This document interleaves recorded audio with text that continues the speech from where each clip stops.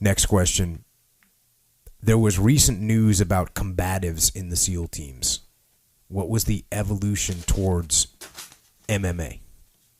So the SEAL teams has gone through a whole plethora of various kind of hand-to-hand combat type things. When I first came in, there was something called SCARS, and it stood for scientific something. But it was it sort of looked like a Kung Fu. Yeah, it was very. Actually, I think it was based on Sansu, right? Which is a martial art. Anyways, so that was kind of when I showed up there. Then we kind of morphed towards something a little bit more modern, and then we morphed towards something else. And so we were constantly kind of looking and searching for something that was efficient. We ended up going with this one contractor for several years. And, so use this one contractor for several years, and then eventually, especially once the war started, and we had guys on a regular basis doing hand-to-hand combat against the enemy. And for those of you that don't understand when that would happen, if we go into a building and there's people in there that don't have weapons, well, you can't just gun them all down. You have to get control of them. If they're military-age males, you probably got to cuff them. You got to get them down to the ground. You got to control them. Now, there's a whole variety of things that can happen. The guy can be unarmed but literally combative. He can square up and say, okay, it's on. We've seen that. And people might be surprised to hear that people actually do that. You got a gang of big, tough SEALs there that are going to put you down. Well, we've had multiple people like not comply. Oh, You're not going to put me down.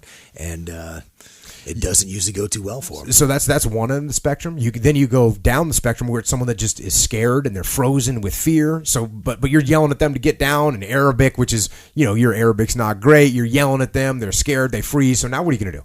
You can't just stand there and keep yelling at them. You've got to get them to the ground, get them in control so you continue the clearance. Then there's people that are going to, so you've got, and then all the way down to someone that just, they see you, they put their hands up, they lay down. That's great. That's easy. So as we started getting into these scenarios on a regular basis, we realized that the system that had been taught was ineffective. And and also luckily we had a bunch of guys in SEAL teams that were into jiu-jitsu and Muay Thai and wrestling and MMA in general. And so that kind of came in and people started saying, hey, why don't you just do this? And this will actually get a person under control. And actually, you told a good story to me today when we were talking about jiu-jitsu about that.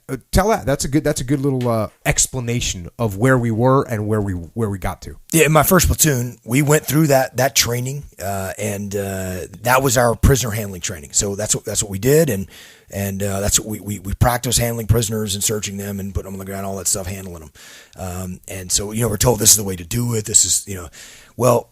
When we start going against role players, I remember one in particular, we're going against, we're in the kill house and we're moving through and of course this isn't live fire. You're going against role players. They're shooting back at you with simunition, which is a paint round through our actual weapons. It's great training because then you have to deal with people. You have to actually wrestle with people. You actually have to engage targets or they're shooting back at you. Outstanding training. And we've talked about that before, but it is. One of the things that really stood out to me was I remember one particular guy, one of the role players was a pretty large guy. I mean, he's probably 6'4", 6'5", like 250-pound guy, big guy. And this guy wasn't a SEAL. He wasn't a SEAL. I think he was a gunner's mate or something. He was just volunteering to come up and be a role player. Great, helps us with training. And so, a smaller role player, you're able to get them down to the ground, hold them and get a search on them. And, me and another one of our guys who was a big guy. I mean, this guy had arms as big around as my legs. This SEAL was a large man, very strong guy. And we grabbed this guy. We're trying to get him to the ground, and he's not being compliant. He's resisting us, and it's hard. I mean, this is difficult for me and this other guy. And we're not small guys. I mean, we're strong guys. We're getting this guy to the ground, but he's not cooperating, and we're having a hard time keeping him down. Another one of our guys who was actually a lot smaller than us. He was probably a 180-pound guy. I'm 200 pounds. And the other SEAL I was describing is probably 230-pound guy. And so this other SEAL comes up, and he's like a 180-pound guy. He's trained jiu-jitsu. He got a little bit of that jiu-jitsu. He spent a little time, at the Gracie Academy, and was one of the first guys I knew who was pretty skilled in jiu-jitsu, and he gets this big guy that the role players wrestling around that Gunner's made and not cooperating. We're wrestling around with him. He comes up there, gets the guy, gets a knee on him, goes like knee on stomach, and the guy can't do anything. And here's this 180-pound guy completely controlling this large guy that two of us couldn't do before. And I was like, I need to start training some jiu-jitsu because that stuff works. And it was just a reality of like body control. I can control this guy. I mean, knee on stomach, get his arms, got him zip tied, done. I mean, he actually, when we debriefed with him, he comes now he's out of his role player element. He's like, hey, that was pretty cool. And then I think he actually probably started training some jiu-jitsu because he realized like just how effective it was for a guy who really understood body control to be able to just get a knee on him, hold him down, and be able to control him even though he was half the size of this dude. Interestingly, that's why most of us start. Because they feel it happens to you, absolutely. And you're like, whoa. That was like... You're like, how's this guy who's, yeah. he looks so much smaller than me and he's just crushing me. How's that possible? Yeah.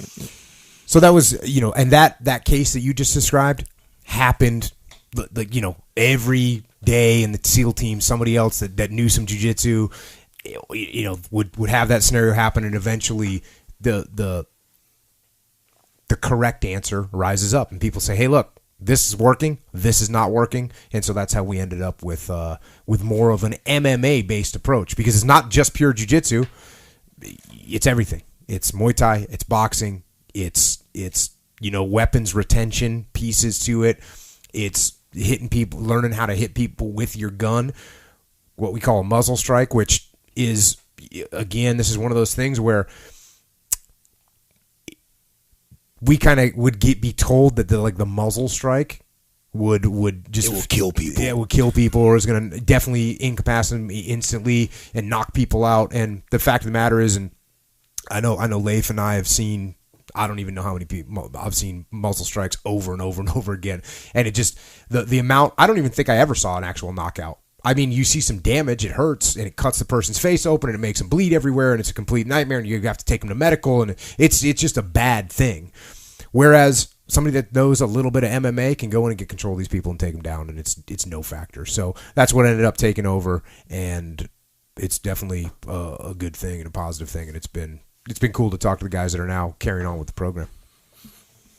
Next question.